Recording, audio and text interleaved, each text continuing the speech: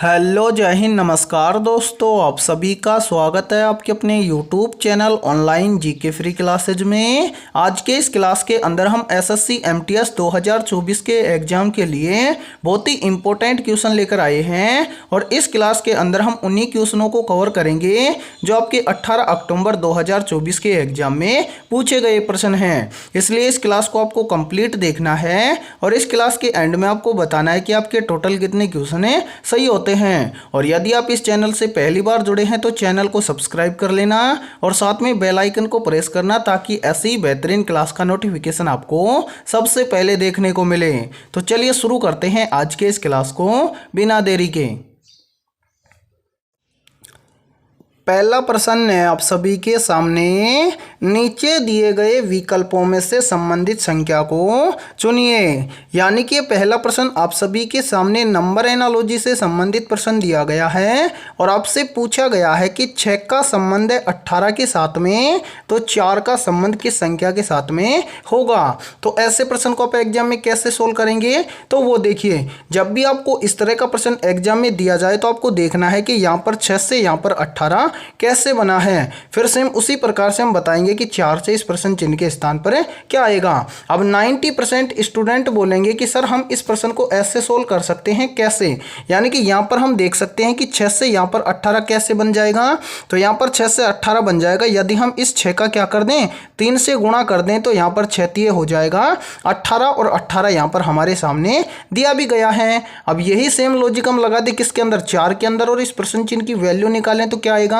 तो यहाँ पर देखिए मेरे भाई 4 हमें दिया गया है, तो सेम इसी प्रकार से यहाँ पर भी हम क्या कर देंगे, इस 4 का गुणा 3 के साथ में कर देंगे, तो 4 तिये कितना हो जाएगा 12। अब देखिए कि किसी ऑप्शन में 12 है, तो यहाँ पर देखिए किसी भी ऑप्शन के अंदर हमें 12 नहीं दिया गया है, यानी कि इस लॉजिक के आधार पर ये वाला प्रश्न सोल्व नहीं होगा। अब एग्जाम में एक लॉजिक से प्रश्न सोल्व ना हो तो दूसरा तरीका क्या लगाएंगे, तो वो देखिए यहाँ पर देखिए मेरे भाई, इन सभी को यहाँ से थोड़ा सा हटा देते हैं। अब देखिए एग्जाम में यदि एक लॉजिक काम ना आए तो दूसरा लॉजिक लगाना है। लॉजिक क्या लगेगा वो देखिए, सबसे पहले यहाँ पर देखिए 6 से यहाँ पर 18 कैसे बन जाएगा। तो दूसरा लॉजिक देखिए, यदि हम क्या करें, इस 6 के अंदर हम प्लस 12 कर दें तो 6 और 12 मिलकर कितना हो जाएगा, तो 6 और 12 हो जाएगा 18, और 18 यहाँ पर देखिए आप सभी के सामने दिया गया है। अब यही सेम लॉजिक हम लगा दें किसके अंदर, 4 के अंदर, तो इस प्रश्न चिन्ह की वैल्यू निकालेंगे तो क्या आएगी, तो वो देखिए सबसे पहले 4 यहां पर दिया गया है और इस 4 के अंदर हम क्या कर देंगे, प्लस 12 कर देंगे, तो 4 और 12 मिलकर कितना हो जाएगा 16। अब देखिए कि किसी ऑप्शन में 16 है, तो हाँ सर 16 हमें दिया गया है ऑप्शन डी के अंदर, तो ऑप्शन डी हो जाएगा सभी का करेक्ट आंसर, यानी कि इस प्रश्न चिन्ह के स्थान पर भरा जाएगा 16। तो उम्मीद करता हूं ये पहला प्रश्न आपको अच्छे से क्लियर हो गया होगा। तो चलिए फिर अगला प्रश्न देखते हैं। दूसरा प्रश्न है आप सभी के सामने, नीचे दी गई श्रृंखला श्रेणी में प्रश्नवाचक चिन्ह के स्थान पर कौन सी संख्या आएगी। यानी कि ये दूसरा प्रश्न आप सभी के सामने सीरीज से संबंधित प्रश्न दिया गया है और आपसे पूछा गया है कि इस प्रश्न चिन्ह के स्थान पर है कौन सी संख्या आएगी।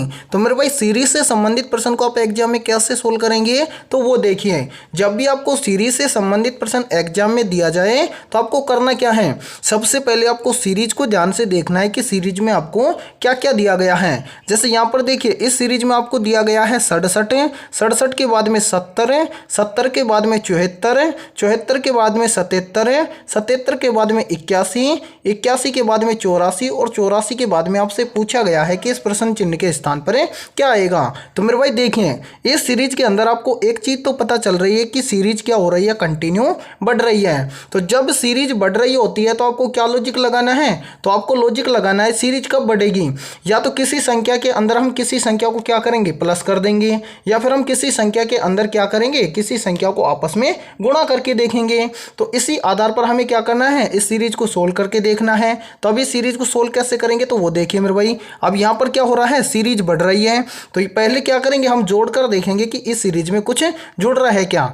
जैसे यहाँ पर देखिए मेरे भाई, सबसे पहले क्या है 67 है, तो 67 से क्या हो रहा है 70 है, तो 67 से 70 कैसे हो जाएगा। तो देखिए यदि हम 67 के अंदर क्या करें, प्लस 3 कर दें, तो 67 और 3 हो जाएगा 70 है। फिर देखिए मेरे भाई 70 से यहाँ पर क्या हो रहा है 74 है, तो 70 से 74 कैसे हो जाएगा?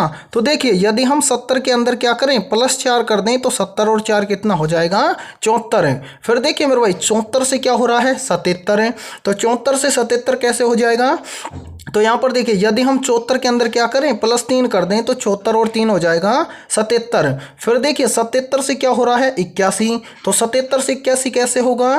तो देखिए यदि हम 77 के अंदर +4 कर दें तो 77 और 4 हो जाएगा 81। फिर देखिए 81 से क्या हो रहा है? 84। तो 81 से 84 कैसे होगा? तो देखिए मेरे भाई यदि हम 81 के अंदर क्या करें, +3 कर दें तो 81 और 3 हो जाएगा 84। अब हमें बताना है कि 84 से इस प्रश्न चिन्ह के स्थान पर क्या आएगा।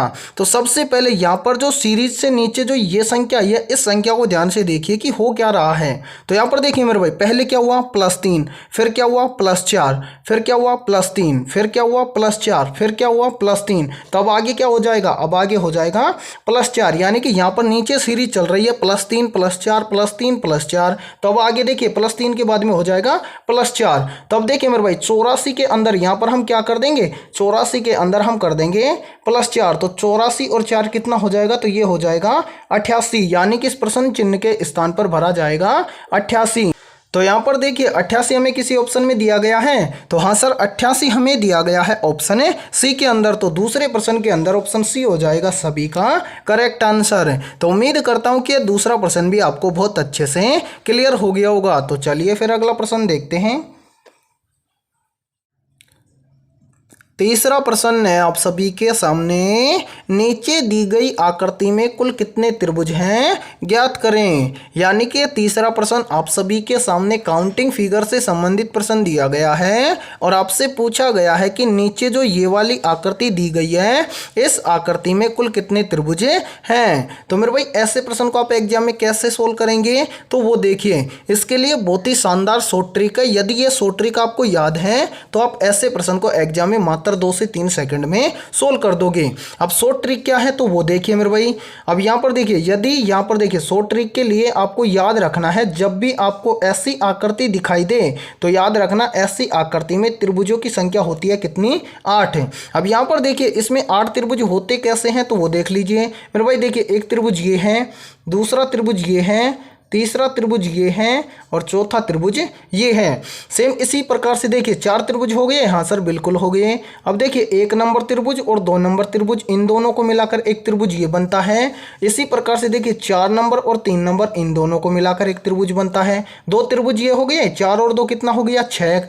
अब मेरे भाई आगे देखिए 6 के बाद में यहाँ पर देखिए 1 नंबर त्रिभुज और 4 नंबर त्रिभुज, इन दोनों को मिलाकर एक त्रिभुज बनता है। और सेम इसी प्रकार से देखिए 2 नंबर और 3 नंबर, इन दोनों को मिलाकर एक त्रिभुज बनता है।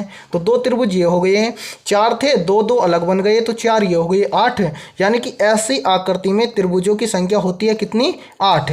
अब आपको करना क्या है, यहां पर इतना याद रखना है, जब भी ऐसी आकृति दिखाई दे तो उसके अंदर हमें याद रखना है कि ऐसी आकृति में त्रिभुजों की संख्या कितनी होती है?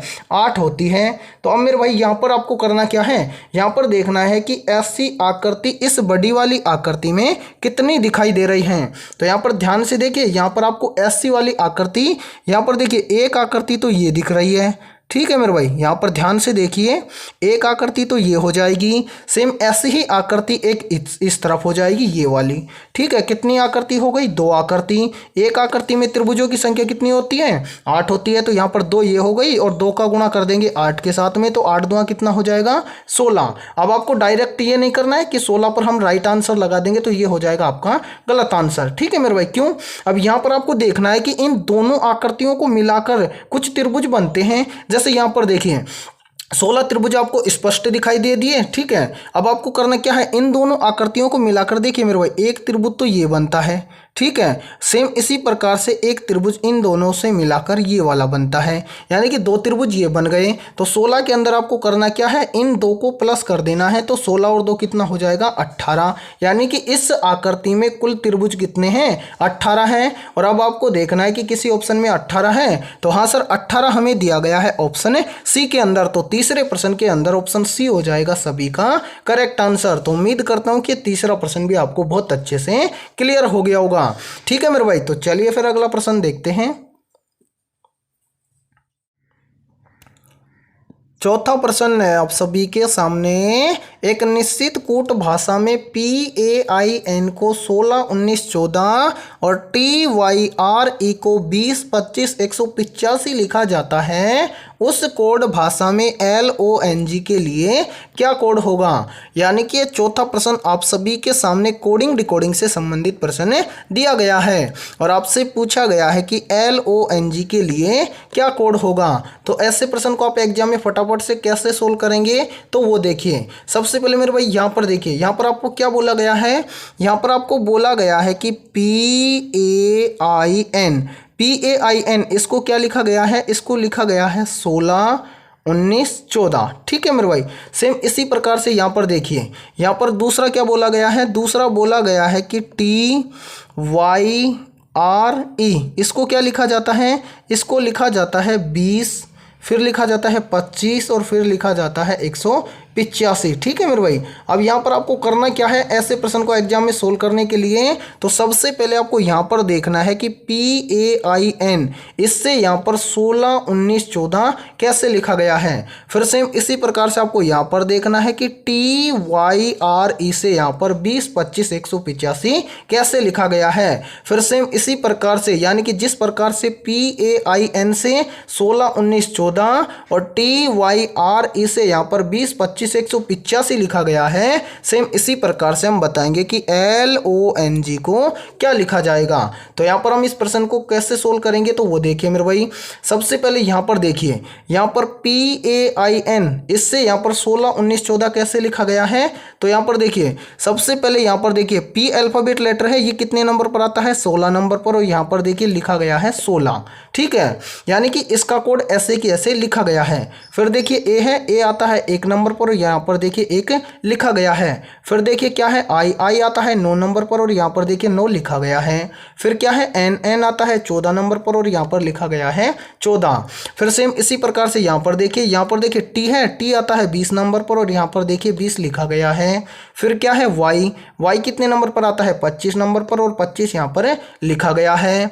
फिर देखिए क्या है R कितने नंबर पर आता है, 18 नंबर पर और 18 यहाँ पर लिखा गया है। फिर क्या है E आता है 5 नंबर पर और यहाँ पर देखिए 5 लिखा गया है। यानी कि यहाँ पर जितने भी अल्फाबेट लेटर दिए गए हैं उनका नंबरिंग करके ऐसे कि ऐसे लिखा गया है। अब हमसे क्या पूछा गया है, हमसे यहाँ पर पूछा गया है कि LONG, ठीक है, इसका कोड क्या होगा। तो करना क्या है, सिंपल इनका हमें नंबरिंग देखना है कि कौन सा लेटर कितने नंबर पर आता है। जैसे यहाँ पर देखिए फर्स्ट में है क्या L कितने नंबर पर आता है, तो L आता है 12 नंबर पर है। फिर क्या है O कितने नंबर पर आता है, O आता है अल्फाबेट लेटर के अंदर 15 नंबर पर, तो यहाँ पर हम लिख देंगे 15। फिर क्या है N कितने नंबर पर आता है, N आता है मेरे भाई कितने नंबर पर, N आता है 14 नंबर पर, तो यहाँ पर 15 के बाद में हम यहाँ पर लिख देंगे 14। फिर क्या है G आता है कितने नंबर पर, G आता है 7 नंबर पर, तो यहाँ पर हम लिख देंगे 7। यानी कि LONG का कोड हो जाएगा 12, 15, 147। अब हमें देखना है कि 12, 15, 147 किसी ऑप्शन में है, तो हाँ सर 12, 15, 147 हमें दिया गया है ऑप्शन बी के अंदर। तो चौथे प्रश्न के अंदर ऑप्शन बी हो जाएगा सभी का करेक्ट आंसर। तो उम्मीद करता हूं कि ये चौथा प्रश्न भी आपको अच्छे से क्लियर हो गया होगा। तो चलिए फिर अगला प्रश्न देखते हैं। पांचवा प्रश्न है आप सभी के सामने, उस वैनारेख का चयन करें जो दिए गए वर्गों के बीच संबंध को सर्वोत्तम रूप से दर्शाता है। यानी कि पांचवा प्रश्न आप सभी के सामने वेन डायग्राम से संबंधित प्रश्न दिया गया है और आपसे पूछा गया है कि पिता, पुत्र और पोता, इसका सही वैनारेख कैसा बनेगा। तो मेरे भाई ऐसे प्रश्न को आप एग्जाम में फटाफट से कैसे सोल्व करेंगे, तो वो देखिए जब भी आपको वेन डायग्राम से संबंधित प्रश्न एग्जाम में दिया जाए तो सोल्व करने का बेस्ट तरीका क्या है, तो जिन शब्दों से आपको वेन डायग्राम तैयार करना है तो उन शब्दों को आपको ध्यान से देखना है और ये पता लगाना है कि उन शब्दों के बीच में कोई रिलेशन है क्या। जैसे यहाँ पर हमें बनाना है पिता, पुत्र और पोता, इसका वेन डायग्राम, तो इन सभी में आपस में कोई रिलेशन है, तो हाँ सर रिलेशन है। रिलेशन देखिए इन सभी में से सबसे बड़ा कौन है, तो इन सभी में सबसे बड़ा है कौन? पिता। फिर देखिए उससे छोटा कौन है? पुत्र। और पुत्र से छोटा कौन है? पोता। रिलेशन कैसे देखेंगे? तो देखिए मेरे भाई यहाँ पर देखिए पिता है तो पिता का बेटा क्या हो जाएगा? उसका पुत्र हो जाएगा। और देखिए आगे क्या है? पोता, तो पुत्र का बेटा पिता का क्या लगेगा? पोता लगेगा। तो आपको करना क्या है? इनमें वेन डायग्राम बनाने से पहले इनमें सबसे बड़ा कौन है ये देखिए, सबसे बड़ा है पिता, तो पहला आरेख हम बना देंगे किसके लिए? पिता के लिए। अब देखिए पिता है, पिता से छोटा कौन है? पुत्र। तो पुत्र किसके अंदर आएगा? पिता के अंदर आएगा, क्योंकि पिता का जो बेटा होता है वही तो उसका क्या होता है? पुत्र होता है। तो यहाँ पर देखिए पुत्र आ जाएगा पिता के अंदर। ठीक है मेरे भाई। फिर क्या है? पुत्र के बाद में है पोता। तो पोता और पिता का आपस में रिलेशन है कैसे? यानी कि जो पिता है उसका पुत्र है और उस पुत्र का पुत्र पिता का क्या लगेगा? पोता लगेगा। तो यहाँ पर देखिए जो ये पोता है ये आ जाएगा पुत्र के अंदर। तो यहाँ पर देखिए तीसरा गोला बन जाएगा यहाँ पर, यानी कि आपका 100% सही वेन डायग्राम बनेगा इस प्रकार से। यानी कि यहाँ पर ये आरेख हो गया पिता के लिए, ये आरेख हो गया पुत्र के लिए और ये आरेख हो गया आपका पोता के लिए। अब आपको देखना है कि ऐसा वेन डायग्राम आपको किसी ऑप्शन में दिया गया है। तो हाँ सर ऐसा वेन डायग्राम हमें दिया गया है ऑप्शन बी के अंदर। तो 5वें प्रश्न के अंदर ऑप्शन बी हो जाएगा आप सभी का करेक्ट आंसर। तो उम्मीद करता हूं कि ये 5वां प्रश्न भी आपको अच्छे से क्लियर हो गया होगा। तो चलिए फिर अगला प्रश्न देखते हैं। छठा प्रश्न है आप सभी के सामने, नीचे दिए गए विकल्पों में से संबंधित संख्या को चुनिए।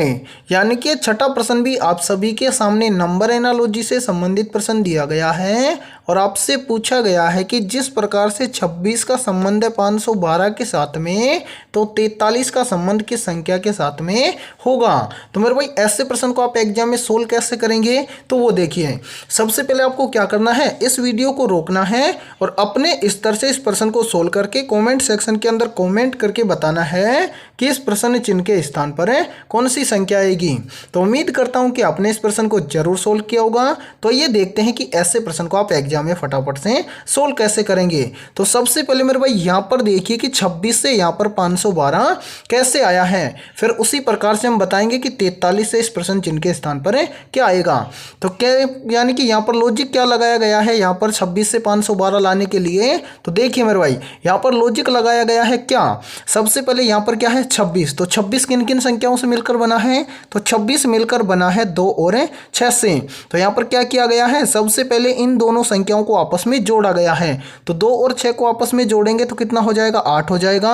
और यहाँ पर देखिए 8 का यदि हम क्यूब कर दें तो 8 का क्यूब होता है कितना? 512। और 512 देखिए आप सभी के सामने दिया गया है। अब यही सेम लॉजिक हम लगाएंगे 43 के अंदर और इस प्रश्न चिन्ह की वैल्यू निकालेंगे। तो करेंगे क्या, सबसे पहले यहाँ पर हमारे सामने है 43। तो 43 किन किन संख्याओं से मिलकर बना है? तो यहाँ पर देखिए 43 मिलकर बना है 4 और 3 से। तो सबसे पहले हम क्या करेंगे, 43 की दोनों संख्याओं को आपस में जोड़ देंगे। तो जोड़ेंगे तो 4 और 3 कितना हो जाएगा? 7 हो जाएगा। और 7 का यदि हम क्यूब कर दें तो 7 का क्यूब कितना होता है? तो 7 का क्यूब होता है 343। यानी कि इस प्रश्न चिन्ह के स्थान पर भरा जाएगा 343। अब हमें देखना है कि 343 किसी ऑप्शन में है।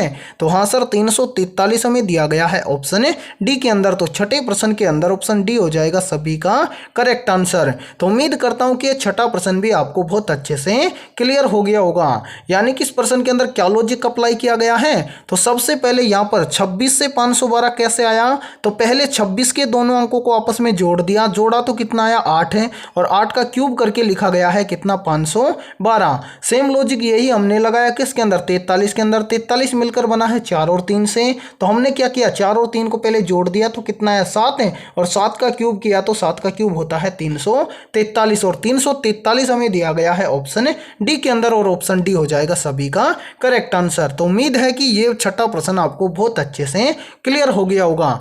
और देखिए मेरे भाई यदि ये वीडियो आपको पसंद आ रही है तो जल्दी से एक बार इस वीडियो को लाइक कर दीजिए। और यदि आप इस चैनल से पहली बार जुड़े हैं तो चैनल को कर लीजिए सब्सक्राइब और बेल आइकन को प्रेस करना, ताकि ऐसे ही बेहतरीन क्लास का नोटिफिकेशन आपको सबसे पहले देखने को मिले। तो चलिए फिर अगला प्रश्न देखते हैं। सातवां प्रश्न है आप सभी के सामने, नीचे दिए गए प्रश्न आकृति में लुप्त संख्या ज्ञात कीजिए। यानी कि ये सातवां प्रश्न आप सभी के सामने मिसिंग नंबर से संबंधित प्रश्न दिया गया है और आपसे पूछा गया है कि इस प्रश्न चिन्ह के स्थान पर कौन सी संख्या आएगी। तो ऐसे प्रश्न को आप एग्जाम में फटाफट से कैसे सोल्व करेंगे, तो वो देखिए मेरे भाई, ऐसे प्रश्न को एग्जाम में सोल्व करने का बेस्ट तरीका क्या है, तो या तो हम ऐसे प्रश्न को सोल्व करते हैं कैसे, कॉलम में, या फिर हम इस प्रश्न को सोल्व करते हैं किसमें, रो में। अब 90% स्टूडेंट बोलेंगे कि सर हमें कैसे पता चलेगा कि हम इस प्रश्न को रो में सोल्व करें या फिर कॉलम में। तो देखिए मेरे भाई, इसके लिए एक लॉजिक होता है। लॉजिक क्या है, यानी कि जिस तरफ आपको बड़ी संख्या दिखाई दे 90% ऐसे प्रश्न को हम उसी तरफ सोल्व करते हैं। तो इसके अंदर देखिए हमें बड़ी संख्या दिखाई दे रही है कॉलम के अंदर, तो हम इस प्रश्न को सोल्व करेंगे कॉलम में। तो सबसे पहले यहाँ से इनको हटा देते हैं। अब देखिए मेरे भाई, हमें क्या करना है, सबसे पहले हम देखेंगे इस पहले कॉलम के अंदर कि इस पहले कॉलम के अंदर यहाँ पर 36 कैसे आया है। तो यहाँ पर देखिए मेरे भाई, यहाँ पर 36 लाने के लिए क्या किया है, सबसे पहले इस 36 के ऊपर 3 संख्या दी गई है, तो इन तीनों संख्याओं का हम आपस में क्या करें कि यहाँ पर 36 आ जाए। तो यहाँ पर लॉजिक लगाया गया है क्या, सबसे पहले 36 से ऊपर 3 संख्या है, कौन कौन सी, 3 है, फिर क्या है 4 है, और फिर क्या है 3 है। तो यहाँ पर किया गया है क्या, इन तीनों संख्याओं को आपस में गुणा करके लिखा गया है कितना, 36 है। यहाँ पर देखिए 3 चौक हो जाएगा 12 और 12 3 हो जाएगा कितना, 36, और 36 यहाँ पर आप सभी के सामने दिया गया है। अब सेम इसी प्रकार से हम यहाँ पर देखेंगे कि यहाँ पर इस दूसरे कॉलम में 210 इसी प्रकार से लिखा गया है क्या। तो यहाँ पर देखिए 210 के ऊपर भी 3 संख्या दी गई है, तो यहाँ पर इन तीनों संख्याओं को हम आपस में क्या कर देंगे, गुणा करके देखते हैं। तो यहाँ पर देखिए 5 गुना 6 गुना 7 बराबर कितना है, 210। तो यहाँ पर गुणा करके देखिए मेरे भाई, यहाँ पर 5 और 6 का गुणा करेंगे तो 6 पंजा हो जाएगा 30, और 30 सत्ते हो जाएगा कितना, 210, और 210 ही यहाँ पर आप सभी के सामने दिया गया है। अब हम क्या करेंगे, सेम यही लॉजिक लगाएंगे कहाँ पर, 1 मिनट रुकिए मेरे भाई, यहाँ पर हम कलर चेंज कर लेते हैं। अब देखिए यहाँ पर हमें क्या करना है, यहाँ पर सेम इसी प्रकार से यहाँ पर देखना है कि 32 इसी प्रकार से आया है क्या। तो यहाँ पर हम क्या करेंगे, सेम इसी प्रकार से यहाँ पर देखिए 32 के ऊपर भी 3 संख्या है, 3 संख्या कौन सी है, 8 है, 2 है, और प्रश्न चिन्ह के स्थान पर आने वाली संख्या को हमें ज्ञात करना है। तो प्रश्न चिन्ह के स्थान पर आने वाली संख्या को ज्ञात कैसे करेंगे, तो सबसे पहले हम क्या करेंगे, यहाँ पर मान लेते हैं x, और x की वैल्यू हमें निकालनी है। तो करेंगे क्या, 32 लाने के लिए इन तीनों संख्याओं को आपस में गुणा करेंगे। तो यहाँ पर देखिए मेरे भाई, गुणा करिए, सबसे पहले है 8, फिर क्या है गुणा, फिर क्या है 2, फिर करेंगे गुणा, और फिर क्या है x। तो यहाँ पर कर देंगे x बराबर में कितना है, 32। तो यहाँ पर देखिए x की वैल्यू निकालेंगे कैसे, तो यहाँ पर 8 दूना हो जाएगा 16, तो यहाँ पर लिख देंगे 16, फिर 16 का गुना x से करेंगे तो ये हो जाएगा 16x बराबर कितना हो जाएगा, 32। ठीक है मेरे भाई, अब x की वैल्यू निकालेंगे तो यहाँ पर x बराबर क्या हो जाएगा, तो यहाँ पर x बराबर हो जाएगा 32 बटा में 16। ठीक है, अब देखिए 16 का भाग 32 में देंगे तो यहाँ पर x बराबर क्या आ जाएगा, तो यहाँ पर देखिए मेरे भाई, यहाँ पर लिख देते हैं x बराबर यहाँ पर आ जाएगा, यानी कि 16 का भाग 32 में देंगे तो आ जाएगा 16 दूना 32, यानी कि x की वैल्यू आ गई 2, और x हमने माना था प्रश्न चिन्ह के स्थान पर, तो प्रश्न चिन्ह के स्थान पर भरा जाएगा क्या, 2। ठीक है मेरे भाई, यानी कि यहाँ पर भरा जाएगा 2, और अब हमें देखना है कि 2 किसी ऑप्शन में है, तो हाँ सर 2 हमें दिया गया है ऑप्शन सी के अंदर, तो ऑप्शन सी हो जाएगा सभी का करेक्ट आंसर। तो उम्मीद करता हूँ कि ये 7वां प्रश्न भी आपको अच्छे से क्लियर हो गया होगा। और देखिए मेरे भाई, चाहे तो अब इन तीनों संख्याओं को हम आपस में गुणा भी करके देख सकते हैं। यहाँ पर देखिए 8 दूना 16, और 16 दूना हो जाएगा 32, और 32 यहाँ पर आप सभी के सामने दिया गया है। ठीक है, तो चलिए फिर अगला प्रश्न देखते हैं। 8वां प्रश्न है आप सभी के सामने, नीचे एक पासे की 2 स्थितियां दिखाई गई हैं, जब 3 संख्या नीचे हो तो ऊपर कौन सी संख्या होगी। यानी कि 8वां प्रश्न आप सभी के सामने डाइस से संबंधित प्रश्न दिया गया है और आपसे पूछा गया है कि नीचे एक पासे की 2 स्थितियां दर्शाई गई हैं, जब संख्या 3 नीचे हो तो ऊपर कौन सी संख्या होगी। तो देखिए मेरे भाई, ऐसे प्रश्न को आप एग्जाम में सोल्व कैसे करेंगे, तो यहाँ पर देखिए ऊपर नीचे से कोई कोई मतलब नहीं है। यहाँ पर संख्या पूछी गई है कि 3 के विपरीत क्या होगा। ठीक है, अब करना क्या है, यहाँ पर आपके सामने पासे की कितनी स्थितियां दर्शाई गई हैं, 2, और पूछा गया है कि अंक 3 के विपरीत क्या होगा।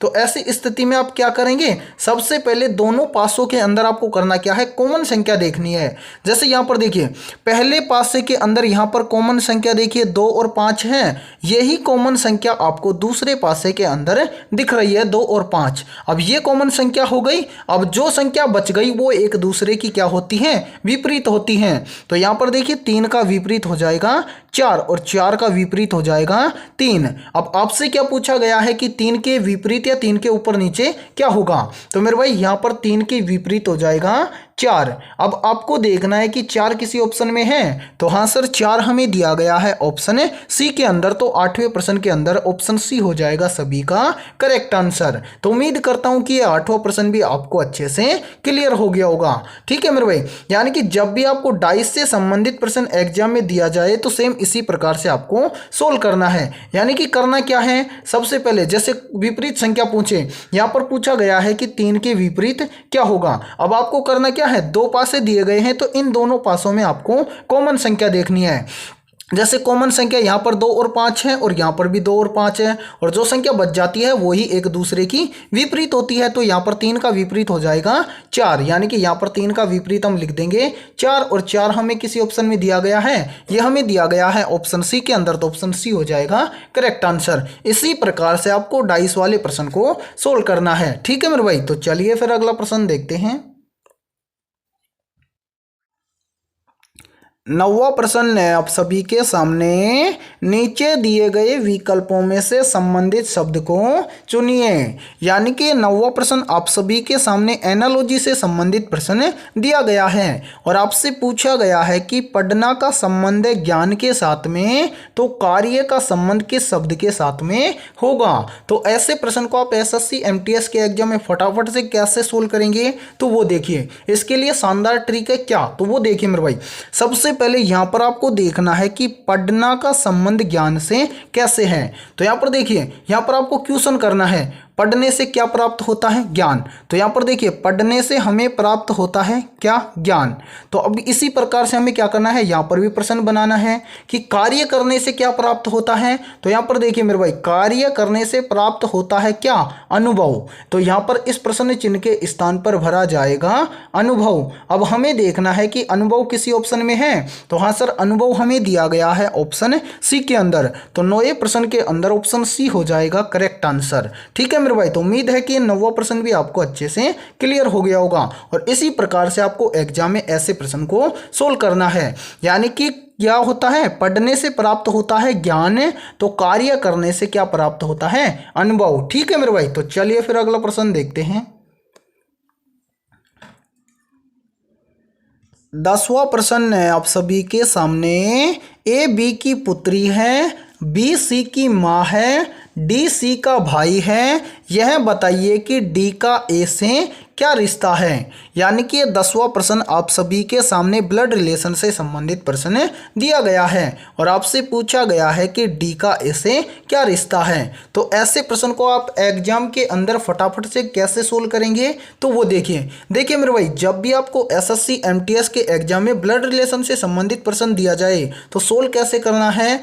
तो सोल्व करने का बेस्ट तरीका है क्या, सबसे पहले प्रश्न के अंदर आपको जो बोला गया है उसी प्रकार से आपको एक छोटा सा डायग्राम तैयार करना है। जैसे यहाँ पर देखिए, यहाँ पर आपको करना क्या है, सबसे पहले एक छोटा सा डायग्राम तैयार करना है। डायग्राम कैसे तैयार करेंगे, तो वो देखिए मेरे भाई, सबसे पहले यहाँ पर देखिए प्रश्न के अंदर बोला गया है कि ए बी की पुत्री है, तो यहाँ पर देखिए ये है क्या, बी, और बी की पुत्री है कौन, ए, तो यहाँ पर हम लिख देंगे मेरे भाई क्या, ए। अब ए पुत्री है यानी कि यहाँ पर महिला है, तो यहाँ पर हम कर देंगे माइनस। ठीक है मेरे भाई, अब सेम इसी प्रकार से आगे चलिए। आगे देखिए, आगे बोला गया है कि बी सी की माँ है, यानी कि जो ये बी है ये क्या है, ये सी की माँ है।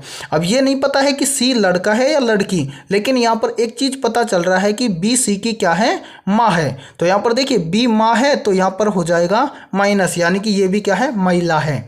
फिर देखिए मेरे भाई आगे देखिए, आगे बोला गया है कि डी सी का भाई है, यानी कि जो ये सी है इस सी का भाई है कौन?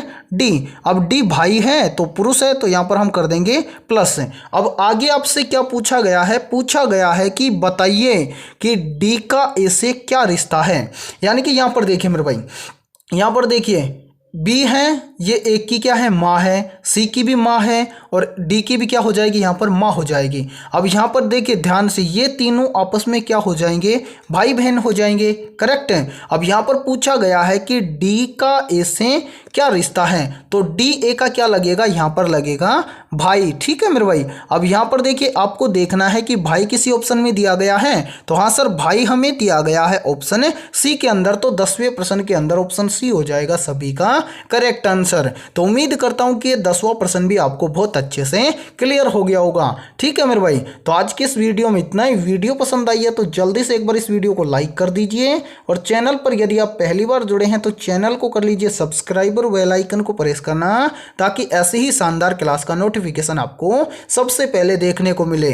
और आज की इस क्लास के अंदर हमने रीजनिंग के 10 बहुत ही शानदार क्वेश्चन करवाए हैं, तो इन 10 में से आपके कितने क्वेश्चन सही होते हैं सभी को कमेंट सेक्शन के अंदर कमेंट करके बताना है। और आपके जितने भी दोस्त जो एसएससी एमटीएस के एग्जाम की तैयारी कर रहे हैं और जिनका एग्जाम आगे होने वाला है, तो उनके पास भी इस वीडियो को ज़्यादा से ज़्यादा शेयर करें। तो फिर मिलते हैं ऐसे बेहतरीन क्वेश्चनों के साथ नेक्स्ट क्लास में।